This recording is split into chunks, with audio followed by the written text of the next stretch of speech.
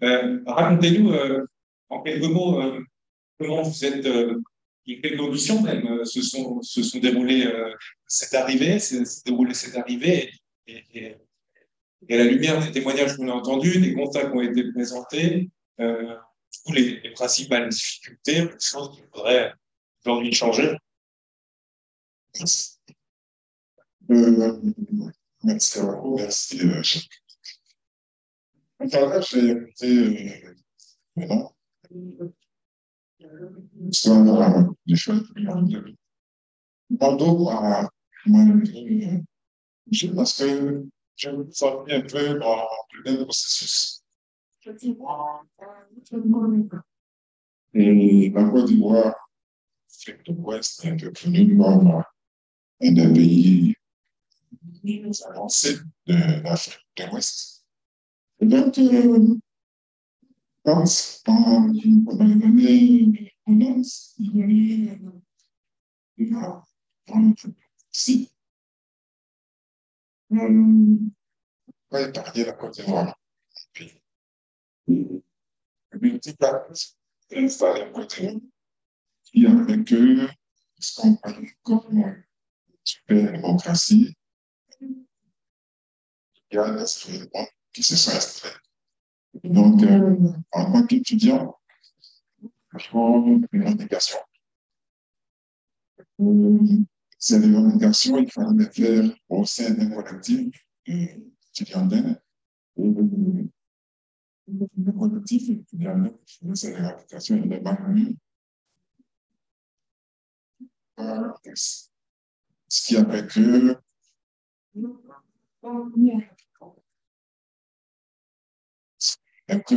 quelque sorte dans ces conditions-là.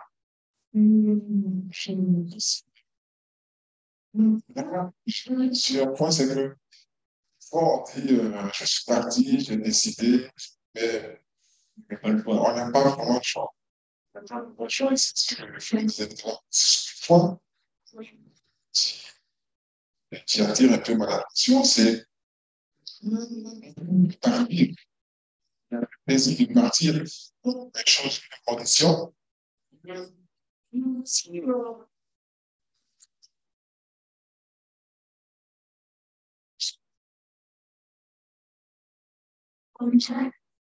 De pouvoir partager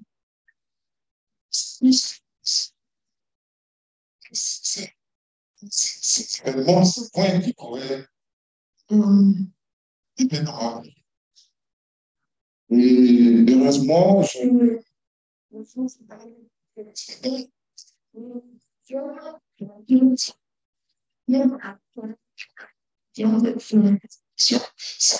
un peu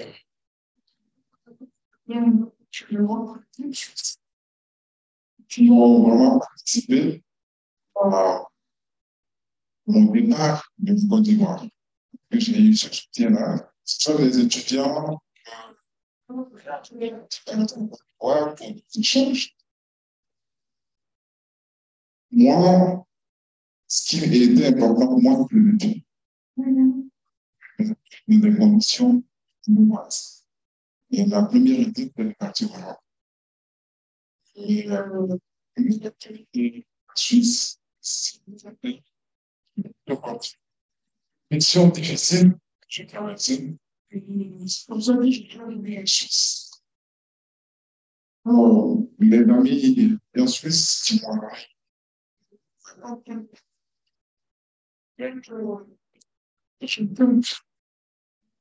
parti dans des conditions, on va dire, je n'avais pris aucun diplôme universitaire, je n'avais mais vraiment rien pris. Et ce qui fait que, avec ici, ça a été compliqué. Ça a été très compliqué, mais ces amis étudiants en Suisse, j'ai trouvé quelque part le soutien. Bon,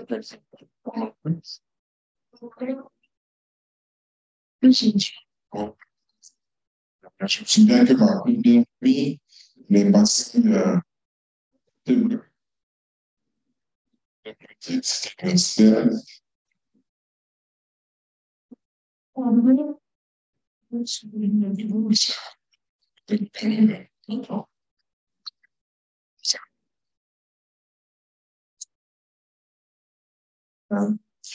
Kirsten, on va vous allez décrire un parcours. Hein, vous êtes arrivé en 2019. Vous avez le temps quand du HCR. Là, vous avez 21. Et malgré ça, vous n'êtes pas avare quand même en critique. Vous avez fait des critiques aujourd'hui. Dans certains points, je sais que vous aviez un message à faire passer ce soir et je pense que c'est l'occasion de le dire. Merci pour cette possibilité. Je me sens plus confiance avec la qualité de démocratie ici. Merci, Madame Monet, de cette possibilité. Depuis 2019, j'habite ici. Je suis venu, non, c'est pas avec le UNHCR. Je suis venu et j'ai demandé d'asile parce que mon musique n'était pas libre en Turquie, musique kurde, et j'ai vécu plusieurs expériences. Je dois venir ici pour ma musique.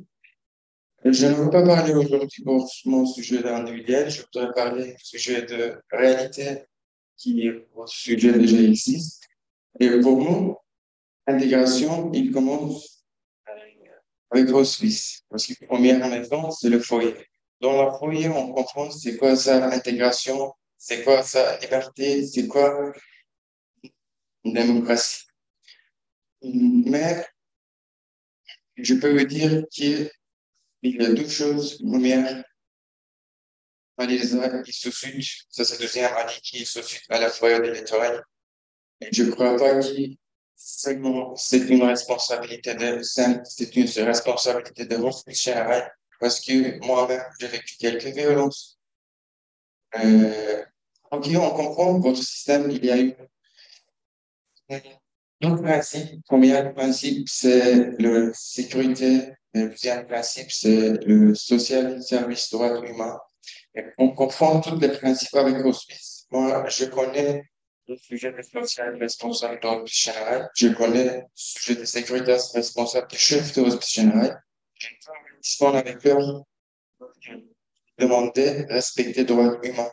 Je demandais qui, seul un enfant, il ne peut pas rester dans 7 mètres carrés. Parce qu'il y a beaucoup de gens. Et maintenant, il y a 7 mois, on a donné un effort. Là, on a montré les causes, parce qu'on connaît qu'hospice, c'est différent, Genève, c'est différent. On a montré notre projet, et jusqu'à maintenant, il n'arrive pas encore. C'est 5 km. Le problème, il faut être très sage, ça existe. Et comme il faut aider les étoiles, je ne peux pas parler beaucoup de problèmes d'intégration, mais j'ai quelques propositions. Premièrement, vous savez qui, puis, il a accepté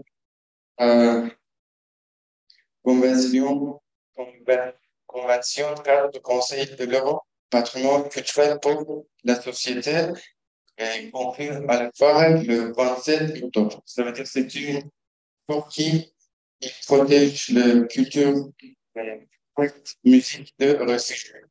Et vous savez qu'en Afghanistan maintenant, c'est interdit, musique. Et dernière, les deux, il est intéressé avec la musique. Mais il n'a pas trouvé un service par hospice. Il faut donner ça service culturel, première part. Il faut donner service culturel pour qui on améliorerait non culturel. Et aussi, vraiment, on ne fait pas mafia avec le Securitas. Ils sont mafia. Ils sont organisés de criminalisation. Bon.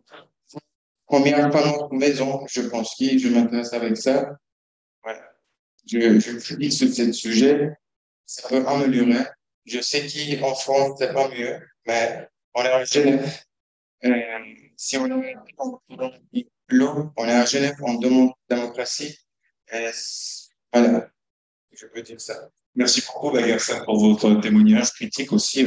On est en démocratie, il y a la liberté de parole ici. Donc, merci aussi d'avoir donné une vision critique un peu différente. Mais un témoignage, avec, voilà, je paye, avec seulement peut-être un message fort, un message presque conclusif. Hein, Manuela va traduire un peu vous allez vous exprimer en anglais. Je suis brièvement votre petit portrait, comme ça, avant que vous puissiez vous exprimer. Vous êtes la seule réfugiée ukrainienne à être parmi nous. Vous êtes ingénieur à Genève depuis de mars 2022 avec votre fille, votre petite fille.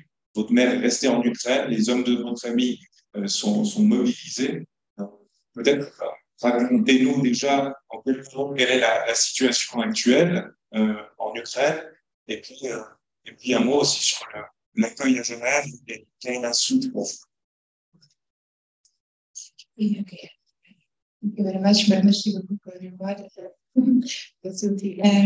I just want to share my big gratitude for the name of Switzerland, for everybody who helped us, because it's unexpectedly Ukrainians became a refugee here.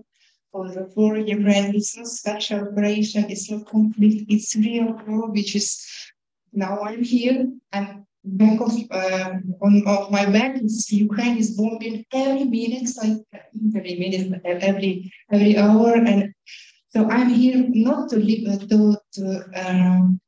to save my life, because I have family here and I'm helping for my daughter who is working for Ukraine now, because she's engineer, powerful engineer, and I'm helping her.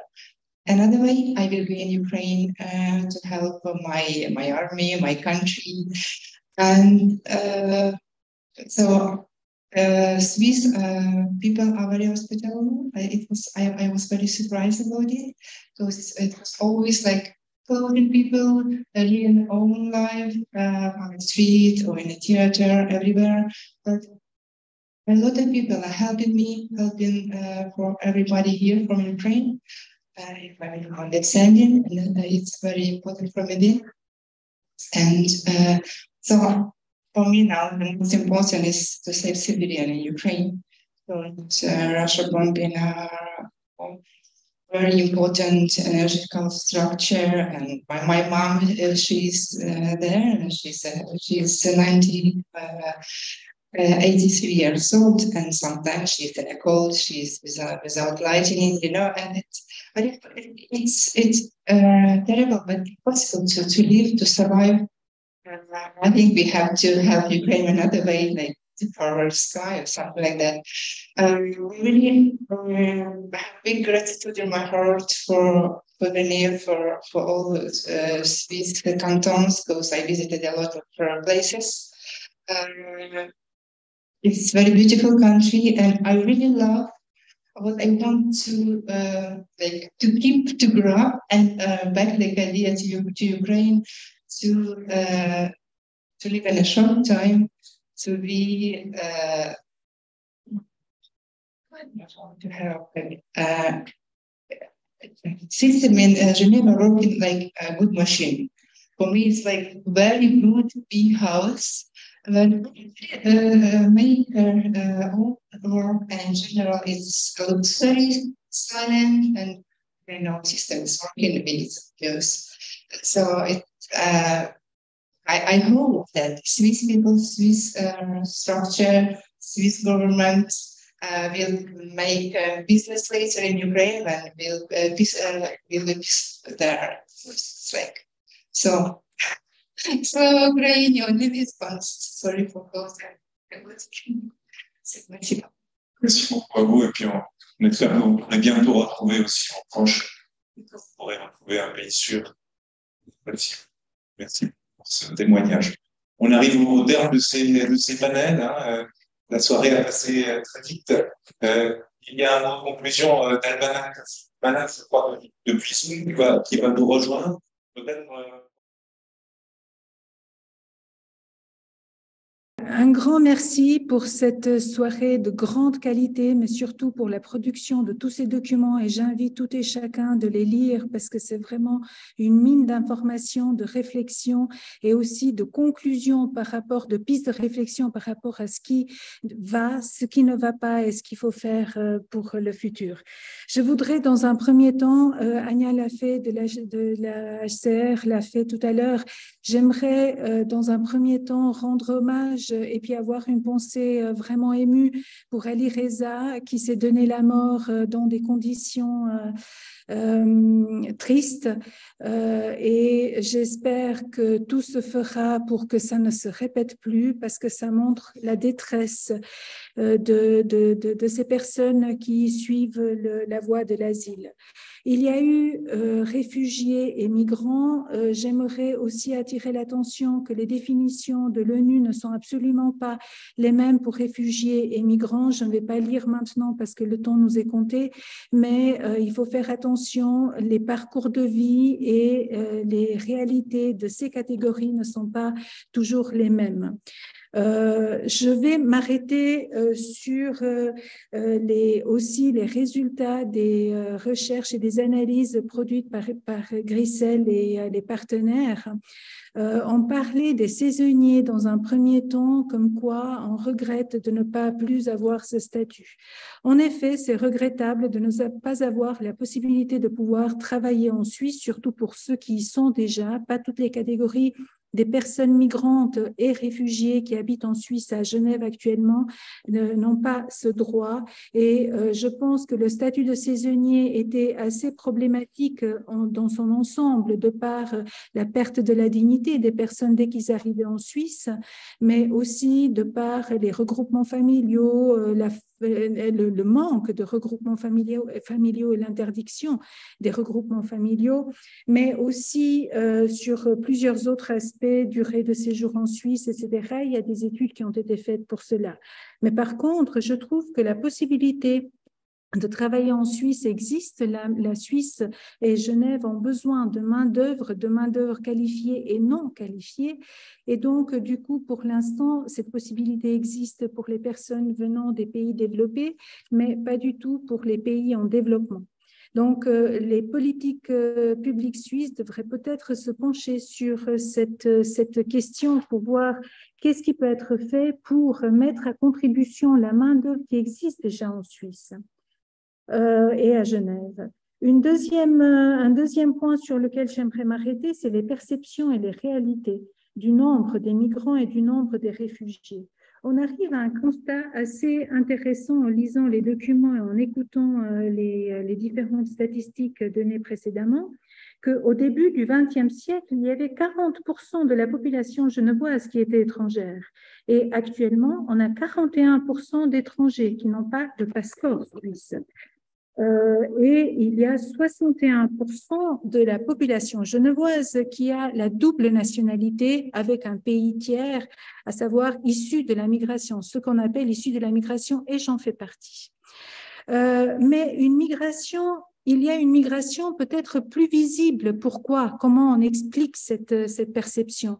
Il y a une migration plus visible, très souvent qui vient de plus loin. C'est des populations qui, hier comme aujourd'hui, font profil bas. On dit qu'il y a plus de racisme. Je ne sais pas s'il y a plus de racisme. N'oublions pas les années Schwarzenbach, n'oublions pas certaines affiches Nein Albaner ou bien les moutons blancs avec un mouton noir au milieu, etc. Ce que Madame Kitsos disait tout à l'heure. Mais par contre, c'est mis plus en évidence et pour cela, il faut saluer les efforts législatifs, mais aussi exécutifs et les efforts sociétals pour mettre en évidence ces points de racisme, ce bafouement des droits humains, parce que les droits humains ont fait du chemin et l'État est plus présent. Et quand l'État est plus présent, on voit qu'il y a une plus grande lumière sur la problématique. Mais il ne faut pas oublier que les forces populistes d'hier, je parlais des années Schwarzenbach, mais d'aujourd'hui aussi, prennent très souvent le public migrant comme bouc émissaire pour tous les maux de la société, que ce soit des proches, tout proches de la frontière genevoise, que ce soit des plus lointains. Il y a malheureusement, et il y a eu toujours, une hiérarchisation des réfugiés, et on le voit aussi aujourd'hui. Je suis membre de la Commission fédérale des migrations et c'est dans ce cadre-là qui m'a été aussi parallèlement à parler aujourd'hui. on travaille sur le nouveau nous, commencer à réfléchir comme société de l'altérité et des migrants qui font partie de la société suisse d'aujourd'hui, que ce soit des migrants ou des personnes issues de la migration, ça ferait évoluer les mentalités, ça ferait probablement faire avancer la chose. Cela ne peut pas se réaliser dans des huis clos, cela ne peut pas se réaliser dans des vases clos plutôt, mais dans la mixité. C'est que dans la mixité que les différences deviennent des ressemblances et on voit qu'est-ce qu'on a en commun. Très souvent, les migrants ne trouvent pas la place et ne sont pas toujours conviés dans les milieux des natifs. Et sans sollicitation, ils n'osent pas. Ils n'osent pas parce qu'ils ne se sentent pas à leur place, ils n'osent pas parce qu'ils se sentent de trop ou parce qu'ils se sentent indésirables pour une bonne partie d'entre eux. Et l'étranger, parfois, fait peur. L'accueil dès son arrivée en Suisse détermine l'intégration future de ces migrants. Le sentiment d'appartenance se crée par l'acceptation, le respect de la dignité, l'inclusion, le traitement d'égal à égal. Et on le voit, j'entendais madame, ressortissante d'Ukraine, et je l'entendais avec beaucoup d'intérêt. Et on voit qu'avec les Ukrainiens, le traitement et l'accueil qui leur est réservé pourrait aussi être réservé au même titre aux autres réfugiés qui viennent des mêmes réalités de guerre, comme les Afghans, les Érythréens, les Syriens.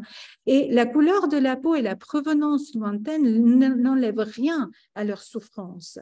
Et ne pas créer de communautarisme, je pense que c'est aussi un point très important. Donc, isoler les groupes d'origine dans leur propre communauté, je pense que ça ne nous rend pas service à moyen et à long terme. Les migrants, il ne faut pas oublier, ont beaucoup de potentiel. Ils viennent avec un bagage culturel et éducatif. Essayons d'en tirer profit en tant que société, car toute la société, je suis persuadée que toute la société serait gagnante de cela. Je passe à un autre point que Madame Kitsos a mentionné tout à l'heure sur les femmes, les enfants et les familles. Les structures ordinaires de la petite enfance et scolaire, je pense que, vu les réalités du terrain, doivent se former à accueillir ces populations. Mais pour avoir un traitement équitable, suite à leurs besoins spécifiques, il faut aussi des structures, des portes d'entrée, sans rabais et sans structure alibi. La LEI et l'AIS, ça a été mentionné tout à l'heure, ont des exigences.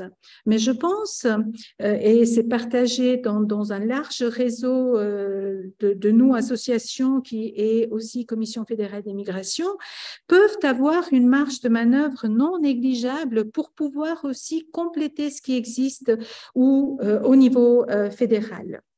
Dans les questionnaires et dans les documents, il était écrit que la sensation ou la perception des personnes qui ont participé au sondage pensent que les femmes n'ont pas pensent que les femmes ont plus de problématiques ou de problèmes pour s'intégrer. En fait, je pense qu'elles ont plus de difficultés. Elles ont moins de possibilités car elles ont les enfants à charge sans aucun réseau familial et social. Elles ne peuvent pas trouver de travail puisque les conditions ne le permettent pas et n'ont pas forcément les conditions pour apprendre la langue s'il n'y a pas une garde d'enfants pour s'occuper de leurs enfants. Et il ne faut pas oublier que souvent les femmes sont aussi porteuses de traumatismes très poussés et très profondes. Les croyances religieuses étaient aussi un élément qui n'a pas été discuté par les panélistes, mais qui faisait partie du sondage. Et ces croyances religieuses, pensaient les personnes qui ont répondu au questionnaire, freinent l'intégration. Mais j'ai retiré une phrase qui faisait partie des mêmes documents. Si je pouvais décider, je changerais. Donc, je ne pense pas que les croyances religieuses sont un frein. Si on ne les freine pas, ces personnes à avancer en ne s'effaçant pas avec tout ce qu'elles amènent avec elles. Un élément que le panéliste que je vois sur l'écran maintenant a mentionné aussi, il y a beaucoup d'embûches administratives, des papiers, des reconnaissances de diplômes, des qualifications professionnelles qui ne se font pas. Avec une meilleure information et une formation et des lieux d'accueil, et je renforce cette idée de la mixité. Je pense que ça pourrait être des pistes à réfléchir. Et un mot sur les expats et sur les publics internationaux. Malheureusement, la LEI les discrimine un peu parce que les expats sont des migrants comme les autres, mais ils sont discriminés pourquoi? Parce que l'intégration devient difficile, manque de projection à moyen et à long terme, et donc ça ne laisse pas la possibilité d'installer un sentiment d'appartenance, comme tous les autres migrants d'ailleurs. Et puis les réfugiés sont confrontés à la même problématique, ils ne savent pas où ils vont être demain, et donc du coup le sentiment d'appartenance est difficile. Madame Kitsos parlait de l'éveil aux langues, de l'aide qui peut mettre en péril leur séjour en Suisse, etc. Je pense que c'est des garde-fous sur lesquels il faut vraiment s'arrêter. J'aimerais conclure par ne pas mettre en doute la loyauté des personnes issues de la migration et qui font la société d'aujourd'hui. Preuve en sont différents scientifiques, différents professeurs, différents artistes, différents footballeurs, différents ouvriers. Et quelle meilleure preuve que les deux magistrats cantonale et communale qui ont ouvert cette soirée, Madame Kitsos et Monsieur Hodgers, qui ont les deux des racines d'ailleurs, mais qui font la politique de Genève d'aujourd'hui. Et j'aimerais finir par la question que M. Hodgers a posée au début de cette rencontre et qui dit « Qui doit faire l'effort ?» C'est ce qu'il a posé comme question et c'est une question fort intéressante. Et la réponse, il a donné lui-même, l'intégration réussie est le reflet de la société d'accueil. Je vous remercie pour cette opportunité et merci à Grisel pour toute cette organisation et à vous, M. Seydou, pour l'animation.